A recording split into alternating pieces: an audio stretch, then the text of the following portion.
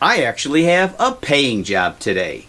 Putting your little home movies on Snapbook is not a real job. This is a secretary desk. It belonged to a grandfather, then to the son, and now it's being passed down to the grandson, who appreciates old furniture, especially when it belongs to someone in the family. Now, one of my first woodworking projects in high school was to build a secretary desk. I actually made one of these, and it's buried way back there in my garage. You want to see it? Sure you do, but I'll have to take you there, otherwise you might get lost amongst all the junk.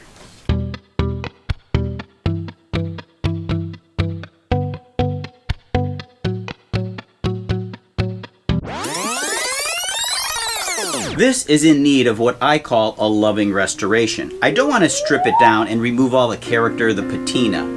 What I'm going to do though is to clean it and give it probably one coat of a polyurethane. This finish here on the desk part, it has what I call an alligator effect. It's bumpy.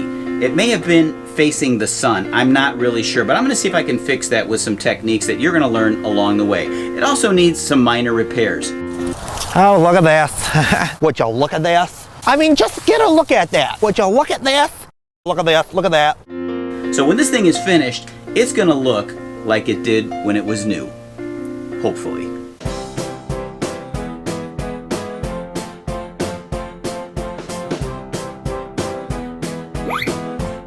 So I took the drawers out and I took all the doors off. Now, this is the part of the process where I have to do what you call, in the technical terms, it's called figuring. Sum of the square roots of any two sides of an isosceles triangle is equal to the square root of the remaining side.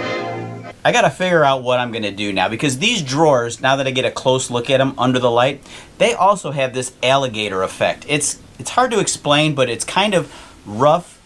It's not shiny whatsoever. I need to somehow take off the finish without touching the stain. So in order to do that, I've got a couple experiments that I'm going to try. Some are steel wool, different grades of steel wool and some paint thinner. I'm going to try to remove some of that finish. Another method that I could use is sandpaper. Get some real fine grit, maybe a 400 sandpaper. So that's what I'm going to do now. Let's see what happens. I start with the 400 grit sandpaper, and I'm being very light-handed. This seems to be working to remove the bumpy top layer of finish. I'll follow up using some fine steel wool and paint thinner.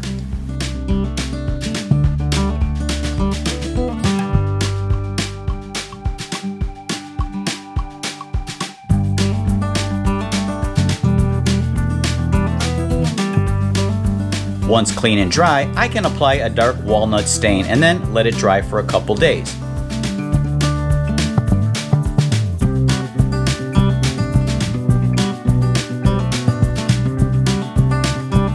After 2 days, it was slightly tacky, but I still went ahead and applied a coat of polyurethane. After the first coat dried, it did need a light sanding and a final coat of poly.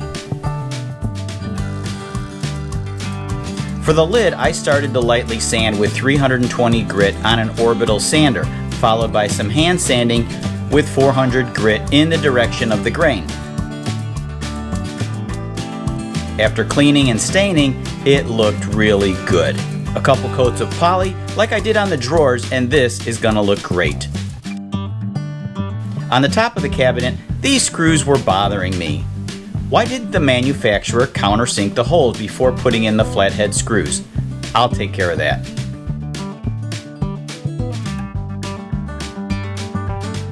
I did notice some of the joints on the drawers were loose.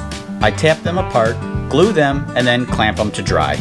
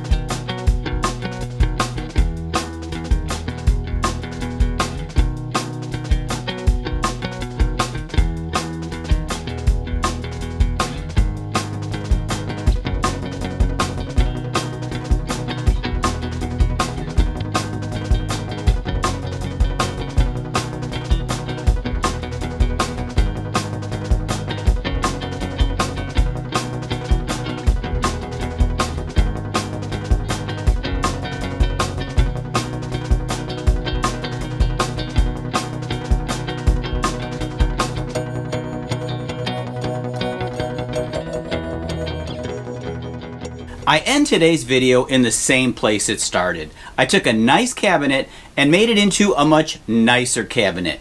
Starting at the top, I re-glued the finial, I countersunk these screws, I fixed the rubbing door, I took off that old alligator finish on the lid and some of the drawers. I fixed the inside of the small drawer from going in too far. I added 2 knobs to the top drawer. I removed all that ugly flower contact paper from inside the drawers. I even gave the inside of the drawers a coat of polyurethane for a smoother finish.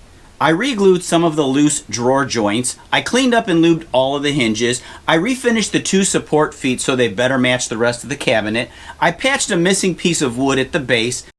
I even tediously touched up a lot of nicks and scratches on the cabinet sides using a tiny paintbrush and some walnut stain. And finally, the whole cabinet got 2 coats of an oil-based polyurethane. Now this cabinet is ready for Andrew, the new owner of a historic family writing desk.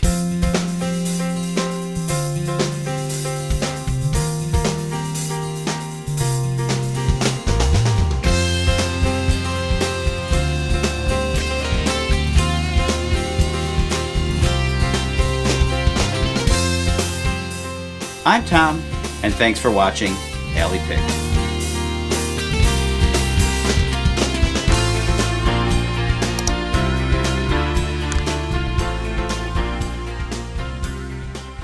Yeah, Look at that. And if you tell that to the cops, Look at that. they're not going to give you any consideration. Oh, look at that.